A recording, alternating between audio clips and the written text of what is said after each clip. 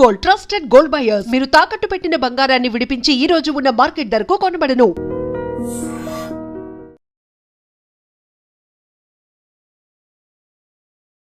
నమస్తే, నేను Kavitha. Welcome to I dream news and నిజాలు. ఇరాన్లో ఉన్నటువంటి అతిపెద్ద న్యాచురల్ గ్యాస్ ఫీల్డ్ మీద ఇజ్రాయెల్ అటాక్ చేసింది. ప్రపంచమంతా ఇప్పుడు ధరలు పెరుగుతాయి అనేటువంటి భయంతో ఉంది. ఆల్రెడీ యూరోప్లో 7% హైక్ అనేది కనిపిస్తోంది. బట్ ఈ అటాక్ గురించి నాకేమీ తెలీదు, మా పర్మిషన్ తీసుకోలేదు అని అమెరికా ట్రంప్ అయితే చెప్తున్నారు. యాక్చువల్గా ఇజ్రాయెల్ ఎందుకని ఇంత పెద్ద సాహసానికి పూనుకుంది, ఏం జరగబోతోంది? మనతో పాటుగా ఉన్నారు సీనియర్ జర్నలిస్ట్ సురేష్ కొచ్చదిల్ గారు. సార్ నమస్తే. సో థర్డ్ వీక్ కూడా కంప్లీట్ అయిపోతోంది, కొన్ని గంటల్లో ఫోర్త్ వీక్లో కూడా ఎంటర్ అయిపోతాం. ఇప్పటికి కూడా ఇంత స్ట్రాంగ్గా, ఇంత గట్టిగా ఎందుకని యుద్ధం జరుగుతోంది? అసలు యుద్ధం ఎప్పుడు ఆగుతుందో తెలియదు. ట్రంప్కి తెలియదు, నెటన్యాహుకి తెలియదు, ఇరానియన్ వాళ్ళకు కూడా తెలియదు, వాళ్ళ చుట్టుపక్కల దేశం వాళ్ళు కూడా తెలియదు. మొదలు ఎందుకు చేశారని అందరికీ తెలుసు. బేసిక్లీ యురేనియం ఉంది ఇరాన్ దగ్గర. అది మేము దాని ఐజర్ తీసుకొచ్చేస్తాము. మిసైల్ కేపబిలిటీ ఉంది, దాన్ని ధ్వంసం చేస్తాము. డ్రోన్ మ్యానుఫ్యాక్చరింగ్, దాన్ని కూడా ధ్వంసం చేస్తాము. లాస్ట్లో ఇరాన్లో ఒక కొత్త మార్పు తీసుకొస్తాము, కొత్త అడ్మినిస్ట్రేషన్, కొత్త రెజీమ్ చేంజ్ అయిపోతాం. ఇది 4 ఆప్షన్స్ ఉండే. దీంట్లో ఆప్షన్ నెంబర్ 1 యురేనియం ఏం కాలేదు ఇప్పుడు దాకా. ఆప్షన్ నెంబర్ 2 మిసైల్ ఇంకా కొడుతున్నారు. ఆప్షన్ 3 డ్రోన్లు ఇంకా కొడుతున్నారు. ఆప్షన్ 4 రెజీమ్ చేంజ్ జరగలేదు. మళ్ళీ ఎందుకు వెళ్ళారు యుద్ధానికి అర్థం కావట్లేదు. ఈ యుద్ధాల్లో చాలా ఒక అసిమెట్రిక్ వార్ అని దీనికన్నా ముందు కూడా మనం మాట్లాడాము. అంటే ఇరాన్కి తెలుసు మేము కన్వెన్షనల్ వార్లో యూఎస్ని ఫేస్ టు ఫేస్ తీసుకోలేము. వాళ్ళ ఎయిర్ ఫోర్స్ చాలా పవర్ఫుల్, వాళ్ళ నేవీ పవర్ఫుల్. కావాలంటే వాళ్ళు రేపు ఆర్మ్ ఫోర్సెస్ తీసుకొస్తే కూడా వాళ్ళు పవర్ఫుల్. మేము ఒకటే వేలో పోటీ చేయొచ్చు వాళ్ళతోని. వాళ్ళు అనుకున్న మాదిరికి వెళ్ళకుండా సెపరేట్ సైడ్ నుంచి వెళ్ళి కొట్టడం వాళ్ళని పనికొస్తుంది. ఇదే చేశారు వాళ్ళు. ఫస్ట్ డే వాళ్ళ కంప్లీట్ లీడర్షిప్ని తీసేశారు. అక్కడ మేనేజ్మెంట్ లెసన్లో అన్నిటికంటే పెద్ద ఒక మేనేజ్మెంట్ లెసన్ ఇరాన్ లోకంకి నేర్పించారు. That is called decentralisation. Iran అనగానే మనం ఇంగ్లాండ్ అంటే UK plus France plus Germany, ఈ 3 కలుపుకుంటే ఉన్న సైజ్, జాగ్రఫికల్ సైజ్ ఇరాన్. అంత పెద్ద దేశం అది. వీళ్ళు ఏం చేశారంటే వీళ్ళకి వీళ్ళు ఇరాన్ ఇరాక్ వార్లో దానికన్నా సద్దాం హుసేన్ వ్యతిరేకంగా జరిగిన యుఎస్ ఆపరేషన్లో ఇరాన్ చాలా లెసన్స్ నేర్చుకున్నారు. మిలిటరీ స్ట్రాటజీస్గా వాళ్ళు ఏం నేర్చుకున్నారంటే సద్దాం హుసేన్ కొట్టడానికి వీళ్ళు షాక్ అండ్ ఆ అని పేరు ఉండేది ఆపరేషన్, మీకు గుర్తుంటుంది. కంప్లీట్గా ఎయిర్ పవర్ యూజ్ చేశారు, నేవల్ పవర్ యూజ్ చేశారు. లాస్ట్లో కొంత ట్రూప్స్ని దింపారు. సద్దాం హుసేన్ సద్దాం హుసేన్ సెంట్రలైజ్ చేసుకున్నాడు అన్ని ఆపరేషన్. ఆయనే అన్ని డిసైడ్ చేశారు మనిషి. ఇంకా ఎవరికి పవర్ ఇవ్వలేదు. ఇంకోటి అన్ని పవర్ బగ్దాద్లో పెట్టుకున్నారు, మిగతా చోట్ల ఎక్కడ పవర్ డీసెంట్రలైజ్ చేయలేదు. సో ఇరాన్ ఏం నేర్చుకున్నారంటే మా దగ్గర రేపు ఇదే జరిగితే, మా లీడర్షిప్ని కొడితే మిగతా వాళ్ళు సర్వైవ్ ఎట్లా కావాలి. ఇరాన్కి ఒకటే ఆబ్జెక్టివ్ ఉంది కవిత గారు, టు సర్వైవ్. మేము బతకాలి ఎట్లయినా. యాజ్ అ సివిలైజేషన్ కూడా అంతే. వాళ్ళు ఇప్పుడు కాదు, ఎన్నో సంవత్సరాల నుంచి 6000-7000 సంవత్సరాల నుంచి ఇరాన్ ఎవరైనా దాడి చేస్తే వాళ్ళ దగ్గర వాళ్ళు ఆ టైంలో వాళ్ళు కొట్టుకుంటూ ఉంటారు, కానీ సడన్గా వీళ్ళందరూ కలిసి వస్తారు. ఇది ఒక ట్రైబల్ మెంటాలిటీ. మీరు ఆఫ్ఘనిస్తాన్లో కూడా చూస్తారు అది.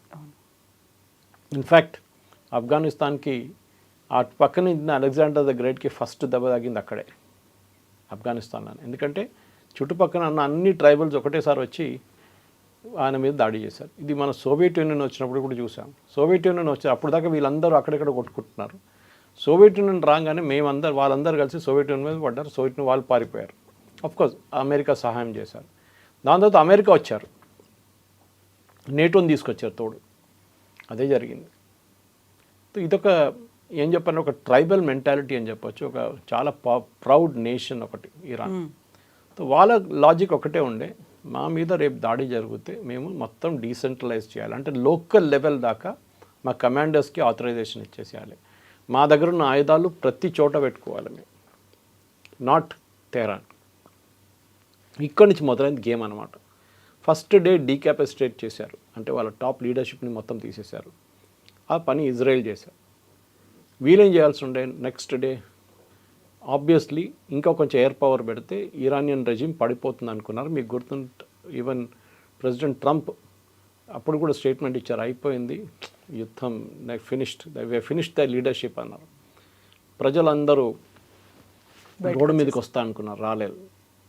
ఫస్ట్ రావద్దన్నారు ఆయన, తర్వాత రాలేదు అసలు. కానీ ఇరాన్ ఏం చేశారంటే అదే రోజు వాళ్ళు ఇజ్రాయెల్ వైపు ఫైరింగ్ మొదలుపెట్టారు. కొన్ని మిసైల్స్ వాళ్ళ చుట్టుపక్కల ఉన్న దేశాల మీద కూడా ఫైర్ చేశారు.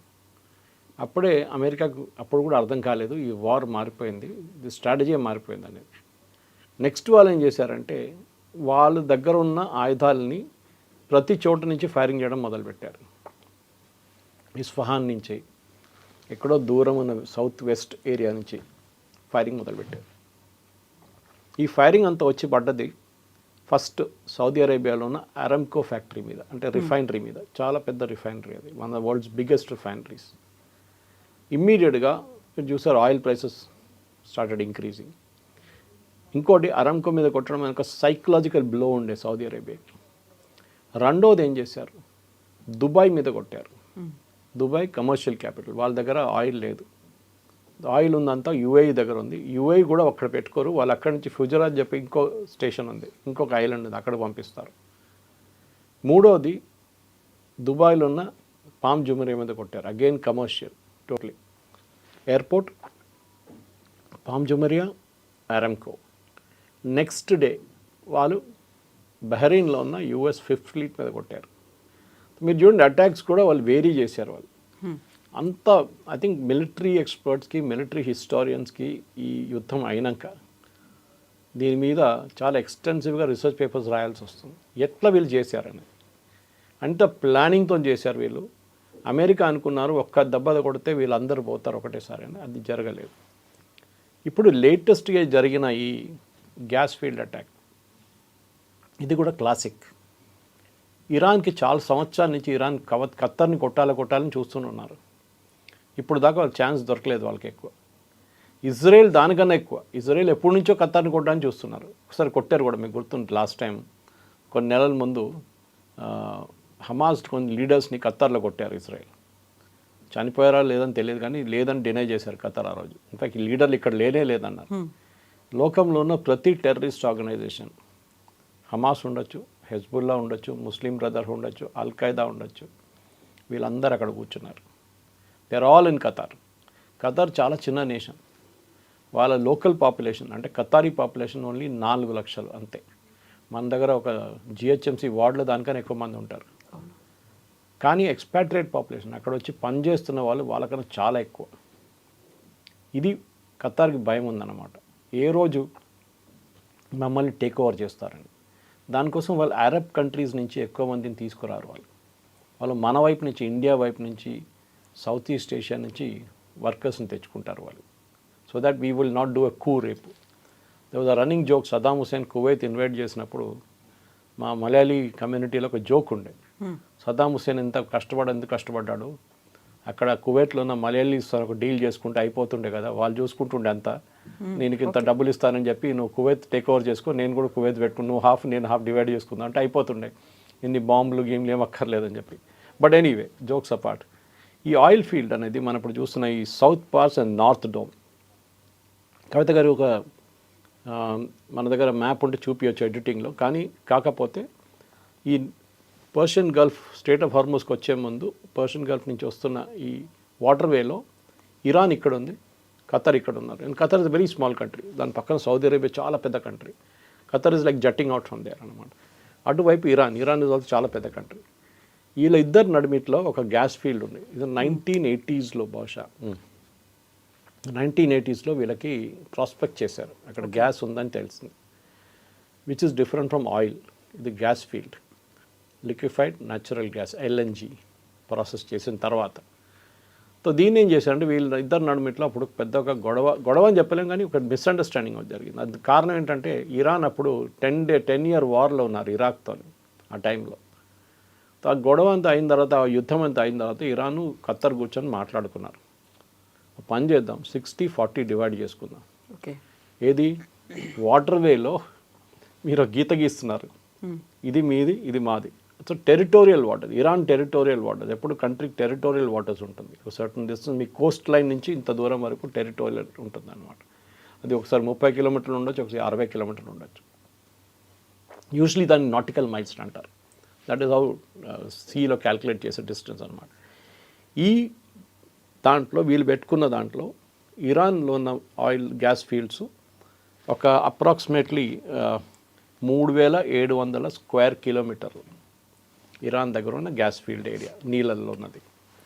ఇటువైపు ఖత్తర్ దగ్గర ఏమో 6000 స్క్వేర్ కిలోమీటర్స్, అంటే ఆల్మోస్ట్ మోర్ దెన్ డబుల్ అన్నమాట. కానీ వీళ్ళ కెపాసిటీ చూడండి కవిత గారు, అక్కడ ఉన్నది నెక్స్ట్ బహుశా 100 సంవత్సరాలు కూడా చేయొచ్చు. ఇంకా డ్రిల్ చేస్తే కూడా గ్యాస్ వస్తుంది. అంత ఎక్స్ట్రాక్ట్ చేయొచ్చు.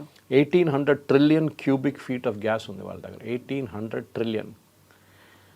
దీన్ని ఖతార్ వైపు ఉన్న దాన్ని రాస్ లఫాన్ అని చెప్పి ఒక రిఫైనరీ ఉంది, అక్కడే దీన్ని ప్రాసెస్ చేస్తారు. అంటే నీళ్ళ నుంచి, నీళ్ళలో కూడా I think it's about 24 metres depth, అంటే మల్టిప్లైడ్ బై 3, ఎక్కువ డెప్త్ లేదు. అక్కడి నుంచి 3000 మీటర్ ఇంకా తవ్వితే కింద అక్కడ గ్యాస్ ఉంది కిందంతా, దాన్ని ఎక్స్ట్రాక్ట్ చేస్తారు. మొన్నదాకా ఈ అటాక్ జరిగే ముందు దాకా per day Qatar was extracting around 18.5 billion cubic feet per day. Okay, ఇది ఆయిల్ లాగా బ్యారల్స్ అని చెప్పలేము మనం, బిలియన్ క్యూబిక్ ఫీట్లు వస్తుంది. మన పాత స్కూల్ సిలబస్కి వెళ్ళాల్సి వస్తుంది. వెరస్ ఇరాన్ హాఫ్ ద ఏరియా ఉంది కదా ఇరాన్ దగ్గర, 3700 ఉంది, వీళ్ళ దగ్గర 6000 ఉన్నాయి స్క్వేర్ కిలోమీటర్స్. హాఫ్ అయినా కాదు, వాళ్ళు ప్రొడ్యూస్ చేస్తుంది only 2 billion, only 2 billion cubic feet, వీళ్ళేమో 18.5 ఖతార్. దానికి కారణాలు ఉన్నాయి. ఒక కారణం మెయిన్గా అంటే వీళ్ళ దగ్గర డ్రిల్లింగ్ ఎక్విప్మెంట్ లేదు ఇరాన్ దగ్గర. వీళ్ళ మీద ఎప్పటి నుంచో అమెరికా శాంక్షన్ పెట్టుకుంటూ వస్తున్నారు. మనకు తెలుసు జిమ్మీ కార్టర్ టైం నుంచే ప్రాబ్లం ఉంది వీళ్ళకి. అది దాంతో ఏమైంది, వీళ్ళ దగ్గర లేటెస్ట్ ఎక్విప్మెంట్ లేదు. వీళ్ళ దగ్గర ఉన్న ఎక్విప్మెంట్ పెట్టి సోవియట్ యూనియన్ నుంచి, అప్పుడు రష్యా నుంచి, లేకుంటే చైనా దగ్గర నుంచి తెచ్చుకున్నారు. దాంతో only 2 billion cubic feet per day. దాంట్లో కూడా 80% వాళ్ళ ఓన్ యూస్కి వాడుకుంటున్నారు. 2 బిలియన్లో 80% వీళ్ళు యూజ్ ఫర్ ఓన్ యూజ్. దాంట్లో ఏంటంటే పవర్ ప్లాంట్ నడిపించడానికి. వాళ్ళ దగ్గర బొగ్గు లేదు కదా అక్కడ అంతా, they don't use it also. Nuclear లేదు, హైడల్ లేదు, ఏం లేదు. వాళ్ళ దగ్గర ఉన్నది ఏంటి, gas. So use gas. Oil కూడా ఉంది ఇరాన్కి, అటువైపు north and towards north gas oil కూడా ఉంది. సో దీనికి మీరు కంపేర్ చేస్తే, ఖతర్తో కంపేర్ చేస్తే, ఖతర్ ఎక్స్ట్రాక్ట్ చేస్తున్న 18.5 billion cubic feet per day, దాంట్లో 80% ఎక్స్పోర్ట్ చేస్తున్నారు. సో 90s నుంచి, లేట్ 1990s నుంచి Qatar became rich nation. Suddenly వాళ్ళు డబ్బులు విపరీతంగా ఖర్చు పెట్టి టెర్రరిస్ట్ గ్రూప్స్ని ఎంకరేజ్ చేయడం కానీ, వాళ్ళు ఒక కొత్త ఫేజ్ తీసుకురావడానికి ఫీఫా వరల్డ్ కప్ ఆర్గనైజ్ చేశారు, ఖతార్ ఎయిర్వేస్ స్టార్ట్ చేశారు, అన్నిటికంటే best strategy Al Jazeera start చేశారు. ఒక న్యూస్ ఏజెన్సీ. అల్ జజీరా మీరు చూస్తే మీరు అనుకుంటారు యూరోపియన్ ఛానల్ అనుకుంటాం మనం, ఎందుకు అంతా యూరోపియన్ ఫేసెస్ ఉంటారు. మీకు హిజాబ్ వేసుకున్న మహిళలు చాలా తక్కువ కనిపిస్తారు దాంట్లో. స్ట్రాటజీ వాళ్ళు, ఎందుకంటే వీళ్ళ నెగటివ్ ఇమేజ్ని కరెక్ట్ చేసుకోవడానికి అల్ జజీరాని వాడుకున్నారు. అది కాకుండా పక్కనున్న దేశాలు ఇంక్లూడింగ్ సౌదీ అరేబియా మీద వీళ్ళు విపరీతమైన స్టోరీస్ చేస్తుండే, చాలా మటుకు ఆల్ ఫేక్ స్టోరీస్. లాస్ట్లో సౌదీ అరేబియాకి తీసుకొచ్చి బ్యాన్ చేసి పడేశారు. No entry for Al Jazeera to Saudi Arabia. Even మన దేశం కూడా బ్యాన్ చేశారు, మనం కూడా. ఇన్ఫ్యాక్ట్ సౌదీ అరేబియాకి ఖతర్కి ఎప్పుడు పడుతుంది, they share a land border. ఒక land border, main important land border crossing ఒక 3-4 సంవత్సరాల ముందు క్లోజ్ చేసేసారు ఒక రోజు. అంత పెద్ద టెన్షన్ ఉండే వీళ్ళిద్దరు నడిమిట్లో. సదా ఎప్పుడైనా సౌదీ అరేబియాకి పెద్ద డౌట్ ఉండే వీళ్ళ మీద, ఖతార్ మీద. ఎందుకంటే ఒకటి వీళ్ళు చిన్న దేశం, కానీ వీళ్ళ దగ్గర ఉన్న అసెట్స్ చూడండి చాలా ఎక్కువ.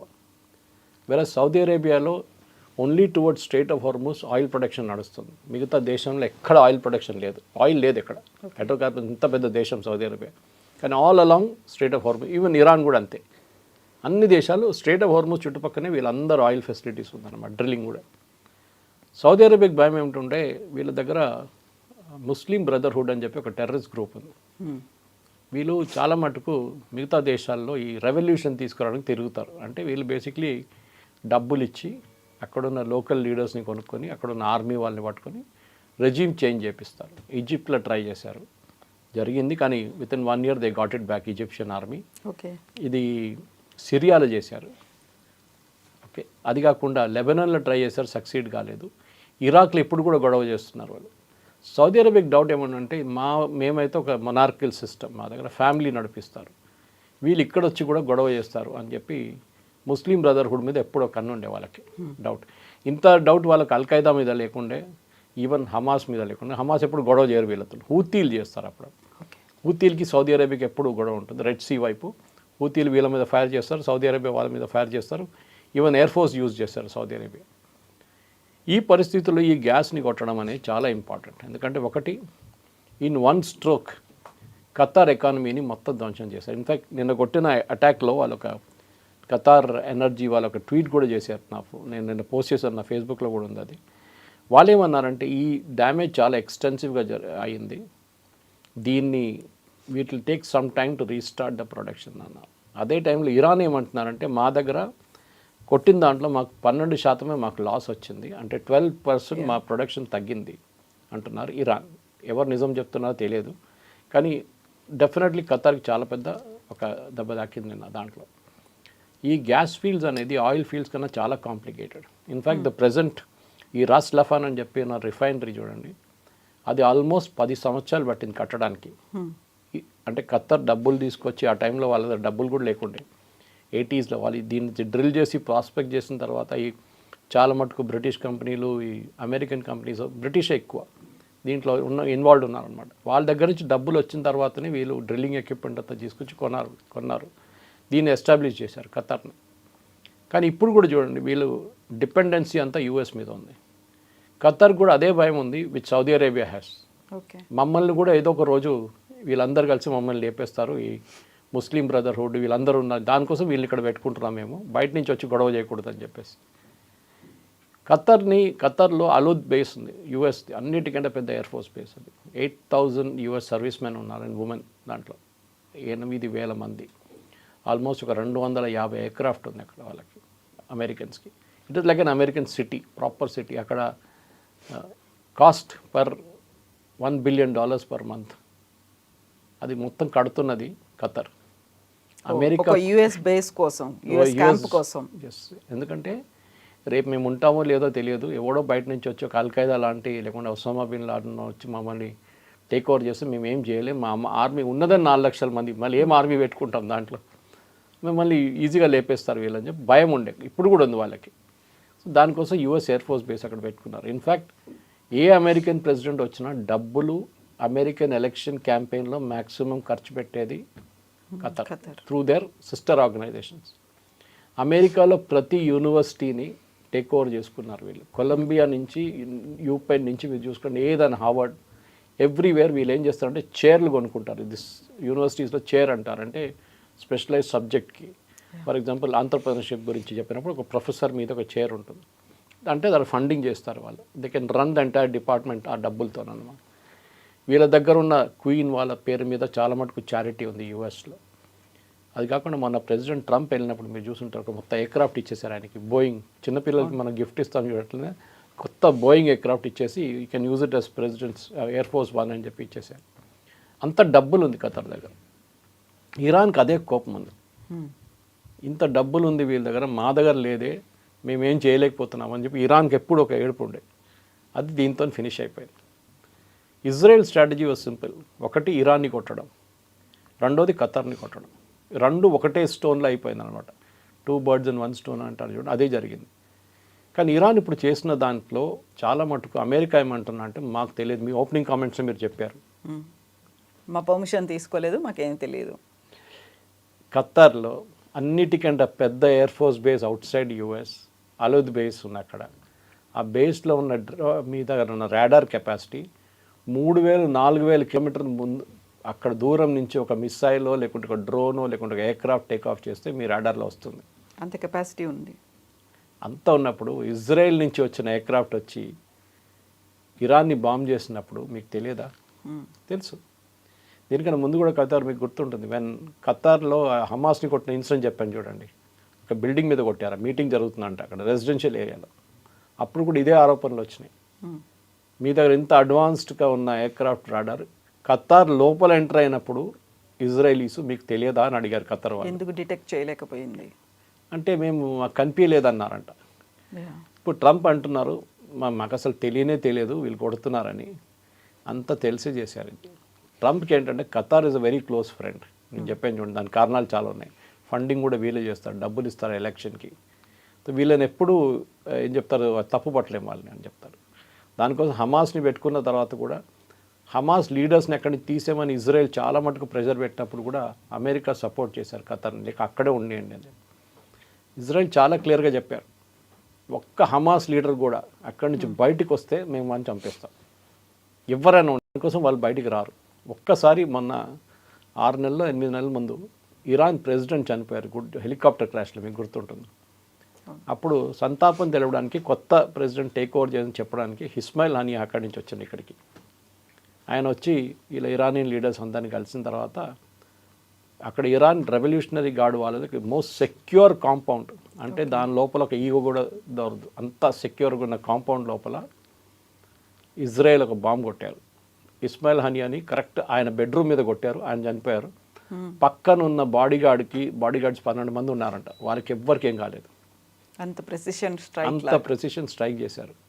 అప్పుడు చాలామంది అడిగారు, ఆ రోజు ఫస్ట్ టైం ఇరాన్ మీద అట్లాంటి దాడి చేయడం ఇజ్రాయెల్ది.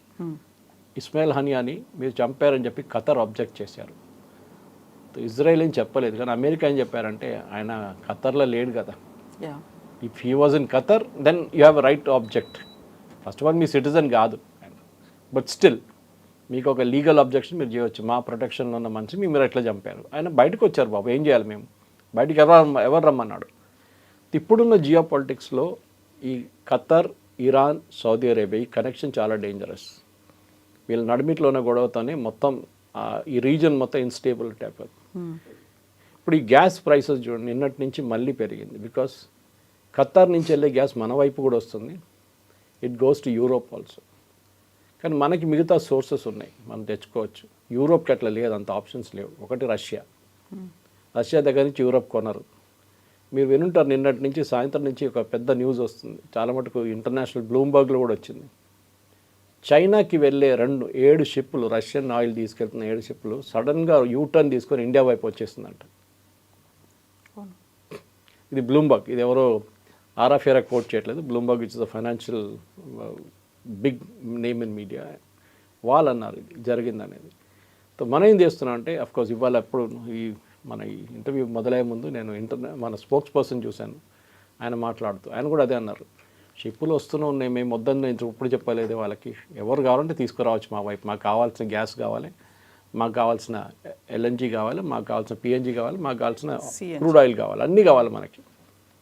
Let it come, no problem. కానీ ఒక పెద్ద పిక్చర్ దీంట్లో మారబోతుంది. ఒకటి ఏంటంటే, మన వైపు ఇప్పుడు మనం ఇరాన్ గురించి మాట్లాడాం, ఇజ్రాయెల్ గురించి మాట్లాడాం, ఖతార్ గురించి మాట్లాడాం, కానీ మన డిపెండెన్సీ అంటే బయట ఒక సంఘటన జరిగితే మన మీద ఎంత ఇంపాక్ట్ ఉంది చూడండి. ఎల్పిజి చూస్తున్నాం మనం ఇప్పుడు. ఇది ఎందుకు మీరు బిలీవ్ చేయరు, ఇవాళ పొద్దున నాకు తెలిసిన ఒక యూనివర్సిటీలో ఇక్కడే హైదరాబాద్లో వాళ్ళ కిచెన్లో మొత్తం ఎల్పిజి తీసేసి ఎలక్ట్రిక్ పెట్టారు. 3 రోజులు ఇప్పుడు హాలిడేస్ ఉంది కదా, కంప్లీట్గా మార్చేశారు. కన్సల్టెంట్ని పిలిచి చేస్తున్నారు, 3 రోజులు అయిపోతుందంట. Entire kitchen which serves around 5,000 people they are turned electric. ఇది ముందే చేయొచ్చు కదా, ఎందుకు చేయలేదు? ఎందుకంటే మనకి ఎట్లా అంటే ఒక క్రైసిస్ వచ్చినప్పుడే మనం లేచి కూర్చుంటాం, అప్పటికప్పుడు ఆలోచన వస్తుంది. కోవిడ్ మనం ఎప్పుడూ ఊహించలేదు కోవిడ్ వస్తుందని. వచ్చినప్పుడు వ్యాక్సిన్ కావాలన్నారు, ఓకే, వచ్చినప్పుడు శానిటైజర్లు కావాలన్నారు, మాస్కులు కావాలన్నారు, పీపీ కిట్లు కావాలన్నారు. మనం ఫస్ట్ టైం నేర్చుకున్నాం ఇదేంటని. అప్పుడు దాకా పీపీ కిట్ ఏంటని మనకు తెలియదు, మనకి శానిటైజర్ కల్చరే లేకుండే. కానీ అప్పుడు తెలిసింది. దాని తర్వాత డిమానిటైజేషన్ జరిగింది. డిమానిటైజేషన్ జరిగిన తర్వాత క్యాష్ రెస్ట్రిక్షన్ మార్కెట్లో రావడం మొదలైంది. అప్పుడు యూపీఐ తీసుకొచ్చారు. దానికన్నా ముందు ఉండే కానీ అంత ప్రెస్ చేయలేదు మోదీ గవర్నమెంట్. యూపీఐ తీసుకొచ్చారు, డిజిటల్ పేమెంట్స్ మొదలైంది, గూగుల్ పే కానీ, ఫోన్పే కానీ, మిగతా పేమెంట్. సడన్లీ ఇప్పుడు అందరు దానికి వెళ్ళిపోయారు. సో మన దగ్గర ఒక క్రైసిస్ ఆపర్చునిటీ ఇప్పుడు వచ్చింది. నిన్న రాత్రి సిఎన్బిసిలో ఒక ఇంటర్వ్యూ చూశాను. వన్ వెరీ బిగ్ కంపెనీ వాళ్ళ చైర్మన్ మాట్లాడుతూ ఎథనాల్ గురించి అన్నారు. నేను ఎందుకు చెప్తున్నా అంటే, మన మీద వెస్ట్ ఏషియాకు ఉన్న పవర్ ఎంత అని చూడండి. ఇక్కడ అదే టైంలో ప్రెషర్ కూడా మన వైపు ఈ ఎథనాల్ బ్లెండింగ్ అని చాలా రోజుల నుంచి నడుస్తుంది. మన 2 వీలర్లు కానీ 4 వీలర్లు కానీ పోసే పెట్రోల్లో ఎథనాల్ కలుపుతారు. Ethanol by product of sugar cane. Okay, sugar cane process తర్వాత వచ్చేది అంటే మన రైతులకు చాలా డబ్బులు దాని నుంచి వస్తుంది. కానీ దీన్ని ఆపడానికి చాలా సంవత్సరాల నుంచి ఒక లాబీ నడుస్తుంది మన వైపు. ఇక్కడ ఉన్న న్యూస్ పేపర్స్ కానీ మ్యాగజైన్స్ కానీ టెలివిజన్ షోస్లో ఇంజిన్ స్పాయిల్ అయిపోతుంది, ఫ్యూయల్ ఎఫిషియన్సీ తగ్గింది. లాస్ట్లో గవర్నమెంట్ ఒక ఓపెన్ ఛాలెంజ్ పెట్టారు, మోదీ గవర్నమెంట్. మీరు చెప్పారు కదా మీ ఎఫిషియన్సీ తగ్గింది, మీరు తీసుకురండి ప్రూఫ్. ఒక సైంటిఫిక్ కమిటీని కూర్చోబెడతాం, షో ద ప్రూఫ్ దట్ మీ ఇంజిన్ క్వాలిటీ సఫర్ అయింది, మీ పెట్రోల్ ఎఫిషియన్సీ తగ్గింది, దానికోసం ఎథనాల్ వాడకూడదు. ఎవ్వరు రాలేదు. It is a game played by this companies, పెద్ద పెద్ద కంపెనీస్, వెస్ట్ ఏషియాలో ఉన్న కంపెనీస్ ఆడిన గేమ్ అది. ఎందుకంటే మనం నితిన్ గడ్కరీ గారు అక్కడి నుంచి 30% పెంచడానికి ట్రై చేశారు ఎథనాల్. అప్పుడు ఒక రూమర్ వచ్చింది ఎథనాల్ కంపెనీలు అన్నీ వాళ్ళ ఫ్యామిలీది అని చెప్పి ఒక పెద్ద స్టోరీ ఇంకోటి తయారు చేశారు. తర్వాత అది కూడా అబద్ధమని తెలిసిపోయింది. ఇప్పుడు ఎథనాల్ కంపెనీస్ ఏమంటున్నారంటే we can replace the entire LPG with ethanol. ఆలోచించండి ఎంత పెద్ద మార్పు. దీనికి ఒక కాంటెక్స్ట్ తీసుకురావాలంటే కవిత గారు, మన ఇండియన్ రైల్వేస్లో మన స్టీమ్ ఇంజిన్ తర్వాత నెక్స్ట్ డీజిల్ ఇంజిన్స్ వచ్చింది. Hundreds and thousands of diesel engines across the country. Slowly Indian railways దాన్ని ఎలక్ట్రిఫికేషన్ మొదలుపెట్టారు. అండ్ మోదీ గవర్నమెంట్ వచ్చిన తర్వాత రియల్ పుష్ ఇచ్చారు దానికి. 100% ఎలక్ట్రిఫికేషన్. డీజిల్ ఇంజిన్స్ చాలా తక్కువ, మీకు ఒక 50-100 ఉంటుంది. ఎందుకంటే అది కొన్ని యార్డ్స్లో కొన్ని ప్లేసెస్లో డీజిలే వాడచ్చు మీరు. ఓకే, ఫర్ ఎగ్జాంపుల్ ముందు ఊటీ వైపు వెళ్తున్న టాయ్ ట్రైన్స్ అని దట్ ఉంటుంది చూడండి, దాన్ని కూడా డీజిల్, మీకు అక్కడ ఎలక్ట్రిక్ కేబుల్స్ పెట్టలేము. ఇప్పుడు అది కూడా మారిపోయింది అనుకుంటాను, ఎలక్ట్రిక్ అయింది అక్కడ కూడా. కానీ అది కాకుండా మన వైపు మీరు చూస్తే మార్షలింగ్ యార్డ్స్ అంటారు, కోచెస్ అన్ని చేసి అక్కడ కూడా డీజిల్ కావాలి. కానీ 100% ఆల్మోస్ట్ వీళ్ళు డీజిల్ నుంచి ఎలక్ట్రిక్ చేస్తారు. ఇండియన్ రైల్వేస్కి వచ్చిన సేవింగ్స్ ఆలోచించండి ఒకసారి, హ్యూజ్ సేవింగ్స్. దేశం కూడా వందలాది కోట్లు మనం సేవ్ చేసుకున్నాం. ఇప్పుడు ఎందుకు చేయట్లేదు? ఇప్పుడు government suddenly has woken up. PNG compulsory చేశారు, పైప్డ్ న్యాచురల్ గ్యాస్. అది మన దగ్గర ఉంది, మన తెచ్చుకున్న దానికి ఎఫిషియన్సీ వైజ్ ఇట్స్ బెటర్. ఇప్పుడు గవర్నమెంట్ ఏమంటున్నారు, ప్రతి గేటెడ్ కమ్యూనిటీ, ప్రతి apartment with a certain number of flats PNG చేసుకోవాలి అని ఒక ఆలోచనలు ఉన్నారు. దాన్ని చేశారు కూడా కొంతమటు. నెక్స్ట్ పిఎన్జి ఉన్న వాళ్ళ దగ్గర ఎల్పిజి సరెండర్ చేయమంటున్నారు, లేకుంటే బ్లాక్ చేసి పడేస్తా అంటున్నారు. అదంత ఈజీ కాదు, ఎందుకంటే కొంతమంది రెంట్లో ఉంటారు, దాని తర్వాత ఇంకో ఇంటికి వెళ్తారు, అప్పుడు వాళ్ళకి ప్రాబ్లం రావచ్చు, అక్కడ పిఎన్జి ఉండకపోవచ్చు అక్కడ. Anyway that can be sorted out, అది పెద్ద ఇష్యూ కాదు. కానీ యాజ్ ఎ నేషన్ మనం నేర్చుకోవాల్సింది, ఎందుకంటే ఈ చిన్న ఒక ఇన్సిడెంట్ చాలు మనకి ఒక పెద్ద రిమైండర్గా. మనం ఎంత వల్నరబుల్గా ఉన్నాం, మనం పెద్ద 4th developed economy, 5th largest economy అంటాం. కానీ వెస్ట్ ఏషియాలో ఒక క్రైసిస్ రాగానే మనకు మొత్తం మన మీద వచ్చి పడుతుంది. Next should be the move towards electric, especially public transport, buses. మనం చూస్తాం మన హైదరాబాద్లో చాలా మటుకు ఇప్పుడు ఎలక్ట్రిక్ బస్సెస్ మొదలైనాయి. కానీ ఇప్పుడు కూడా డిస్ట్రిక్ట్కి వెళ్ళే బస్సెస్ ఎక్కువ లేవు, అది కూడా చేయాల్సి వస్తుంది. మోదీ గవర్నమెంట్ చాలా మటుకు దీనికి ప్రమోషన్ చేస్తున్నారు. ప్రతి సిటీ, మేజర్ సిటీకి బస్సెస్ ఫ్రీగా కూడా ఇస్తారు వాళ్ళు. ముందు జేఎన్యూఆర్ఎం ఉండే, ఇప్పుడు కాన్సెప్ట్ మారింది దాన్ని. నెక్స్ట్ రేవంత్ రెడ్డి గారు మనకు ఆర్డర్ ఇచ్చారు, ఈ క్రైసిస్ మొదలు కాగానే ఇప్పటి నుంచి కొనబోయే ప్రతి కారు, ప్రతి బస్సు, ప్రతి ట్రాన్స్పోర్ట్ వెహికల్ తెలంగాణ గవర్నమెంట్ది విల్ బీ ఓన్లీ ఎలక్ట్రిక్. ఇప్పుడు ఆలోచించండి, నేను ఒక కిచెన్ ఎగ్జాంపుల్ ఇచ్చాను, ఒక పిఎన్జి ఎగ్జాంపుల్ ఇచ్చాను, ఒక ట్రాన్స్పోర్ట్ సిస్టమ్ ఎగ్జాంపుల్ ఇచ్చాను. మనకు అన్నిటికన్నా మన దగ్గర ఎక్స్ట్రా ఏమైనా ఉందంటే సూర్య భగవాన్. ఎక్స్ట్రా చాలానే ఉంది. ఆల్మోస్ట్ సంవత్సరంలో 10 నెలలు మనకి సాలిడ్ సన్లైట్ ఉంటుంది. ఒక కొచ్చిన్ ఎయిర్పోర్ట్ మీరు వెళ్ళుంటే మీకు చూసి ఆ గోడ మీద రాసి ఉంటుంది, as soon as you land this airport runs on 100% solar energy. ఒక్క యూనిట్ కూడా వారు గ్రిడ్ నుంచి తీసుకోరు. ఇంత గ్రిడ్కి ఇస్తారు పవర్ నైట్లో రిటర్న్. సో అది మనం ఎందుకు చేయలేకపోతున్నాం? మన దగ్గర ప్రతి పబ్లిక్ ఇన్ఫ్రాస్ట్రక్చర్లో, ప్రతి ఎయిర్పోర్ట్లో, ప్రతి railway station should run on solar energy. అదొక కంపల్సరీ చేసేయాల్సి వస్తుంది. ఇనీషియల్ ఇన్వెస్ట్మెంట్ ఎక్కువ ఉండొచ్చు, అది కూడా గవర్నమెంట్ సబ్సిడీ ఇస్తున్నారు ఇండివిజువల్ హౌసెస్ కంతా. కానీ వెస్ట్ ఏషియా ఒక లెసన్ ఏంటంటే, వీళ్ళకి కూడా ఇది ఆయిల్ క్రైసిస్ వచ్చడం మీకు గుర్తుంటుంది. 80s, 90s కూడా ఆయిల్ క్రైసిస్ ఎట్లయినా వచ్చింది. తర్వాత సద్దాం హుసేన్ వెళ్ళి కువైట్లో ఉన్న ఆయిల్ బెల్ట్స్ అన్ని తగలబెట్టేశాడు, అది ఒక పెద్ద ఇష్యూ అయింది అప్పుడు కూడా. ఎవ్రీ 10 years, 15 years ఇట్లాంటి ఒక ఏం చెప్తారు, ఒక క్రైసిస్ వస్తుంది. దీన్ని ఈ అరబ్ నేషన్స్ వాడుకుంటున్నారు. ఇప్పుడు దీంట్లో అన్నిటికంటే పెద్ద గెయిన్ ఎవరు చేశారు యుద్ధంలో అని ఆలోచించండి. Is it America? ఎస్, వాళ్ళ ఆయిల్ ప్రైసెస్ పెరిగింది, వాళ్ళ ఆయిల్ కంపెనీస్ మస్తు సంపాదిస్తున్నారు. ట్రంప్ అన్నారు if oil prices increase we will become rich అన్నారు. ఎవరు వి అనగానే అక్కడున్న ఆయిల్ కంపెనీ బాసెస్. రెండవది రష్యా, ద బిగ్గెస్ట్ గెయినర్. $40 నుంచి ఇప్పుడు రష్యా $90, $95 బ్యారెల్కి అమ్ముతున్నారు ఆయిల్. మనకి ఎంతకి ఇస్తున్నారో తెలియదు, మనకు డిస్కౌంట్ ఉంటుంది ఆబ్వియస్లీ. మూడవది అమెరికన్ డిఫెన్స్ కంపెనీస్ అమ్ముకుంటున్నాయని నిన్న కూడా ఇవాళ పొద్దున వచ్చిన న్యూస్ పేపర్ రిపోర్ట్లో ఉంది. వెస్ట్ ఏషియాలో ఉన్న అన్ని కంట్రీస్ అంటే మీ start with Saudi Arabia, UAE, Qatar, Bahrain, Oman, వీళ్ళందరి దగ్గర ఆయుధాలు అయిపోయినాయంట. అంటే ఈ యాంటీ మిసైల్ సిస్టమ్స్లో మిసైల్స్ లేవంటే అప్పుడు పేట్రియట్. అమెరికా రెడీగా షాపింగ్ బ్యాగ్ తీసుకొచ్చి పెట్టి కొనుక్కోండి రెడీగా ఉంది మా దగ్గర అని ఆలోచించి. ఎందుకంటే ప్రాఫిటబుల్ మోడల్ ఏముంటుంది, మీరు 100 మిలియన్ ఖర్చు పెడితే కూడా మీ ఆర్మీని మొత్తం నడిపించడానికి అదే అంటున్నారు కదా ప్రతిరోజు. మొన్న దాకా ఎంత 16 బిలియన్ ఖర్చు పెట్టారన్నారు. ఏముంది, నథింగ్. మేము ఇస్తున్నాం, ఇంకా ఆయుధాలు ఉన్నాయి, ఆయుధాలు 200 మిలియన్ ఆయుధాలు అమ్ముకుంటాం మేము, ప్రాఫిటబుల్ అయిపోయింది. సో ఇది మెయిన్ స్ట్రాటజీ. ఈ యుద్ధంలో there are few winners, mostly losers. దాంట్లో ఇరాన్ ఒక పెద్ద లూజర్, కానీ వాళ్ళు లాంగ్ టర్మ్లో వాళ్ళు కూడా ఏదైనా మార్పు తీసుకొస్తే వాళ్ళ వైపు నుంచి వాళ్ళ లోకంలో ఉన్న మార్కెట్. ఇప్పుడు అమెరికా ఏమంటున్నారు చూడండి లేటెస్ట్గా యాజ్ వీ స్పీక్, ఖర్గ్ ఐలాండ్ మేము టేక్ ఓవర్ చేసుకుంటాం, ఆ రెవెన్యూస్ అంతా మా దగ్గర ఉంటుంది. ఇరాన్ ఉంటే ఊరుకుంటారు అక్కడ, దే విల్ హిట్ బ్యాక్. మళ్ళీ ఆయిల్ ప్రైసెస్ ఇవాళ 118 నడుస్తుంది ఎగ్జాక్ట్లీ పర్ బ్యారెల్కి. మన దగ్గర ఆయిల్ లేదు. Let us be very clear, మన దగ్గర 10% మనం బాంబే హై నుంచి, కృష్ణా గోదావరి బేసిన్ నుంచి, ఇటువైపు కేన్ ఇండియా వాళ్ళ రాజస్థాన్ ప్రాజెక్ట్ నుంచి, అటు దిబ్రూగర్లో ఉన్న అస్సాంలో పాత బ్రిటిష్ టైం నుంచి ఉన్న ఇది ఉన్నాయి మన దగ్గర, ఆయిల్ వెల్స్ ఉన్నాయి.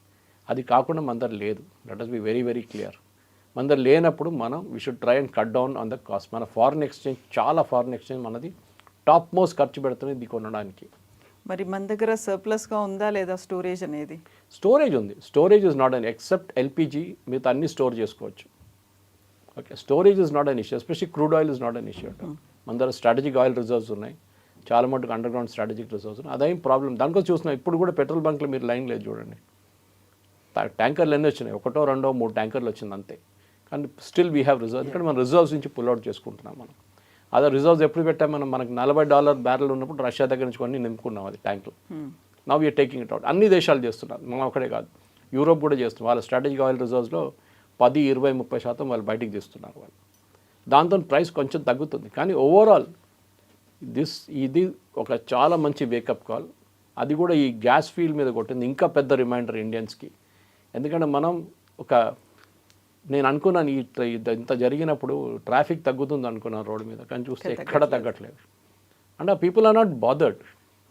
అంటే ఇది ఎప్పుడు దాకా ఉంటుంది. సౌదీ అరేబియా అంటున్నారు, మొహమ్మద్ బిన్ సల్మాన్ అంటున్నారు ఈ ఆయిల్ ఎన్ని రోజులు ఉంటుందో నాకే తెలియదు, మేము ఒక యూరోప్ లాగా తయారు చేయబోతున్నాం, we are going to make it an investment destination. Dubai కూడా అదే చేస్తున్నారు. కానీ మన వాళ్ళు అనుకుంటారు ఆయిల్ ఇస్ ఫర్ అవర్, ఆడుకుందాం మనం అని చెప్పేసి. కాదు, it is not there forever. Diamonds are forever అని చెప్పి జేమ్స్ బాండ్ చెప్పారు, కానీ not oil is not there forever. ఇది మనకు ఒక పెద్ద వేకప్ కాల్. మనం మన way of living, way of commuting మనం చేంజ్ చేసుకోవాల్సి వస్తుంది. అది ఇప్పుడు దాకా సౌత్ పాస్ ఎక్కడుందో లేకుంటే నార్త్ డమ్ ఎక్కడుందో అని తెలియని మనుషులకి ఇప్పుడు 2 రోజుల నుంచి జాగ్రఫీ లెసన్స్ నడుస్తున్నాయి. ఇప్పుడు దాన్ని we should convert into technical lessons that మనం కూడా మార్పులు తీసుకురావాల్సింది. Yes sir, thank you very much. Thank you. నిజంగా ప్రస్తుతం ఉన్నటువంటి సమాజం దేనికి ప్రయారిటీ ఇస్తుంది?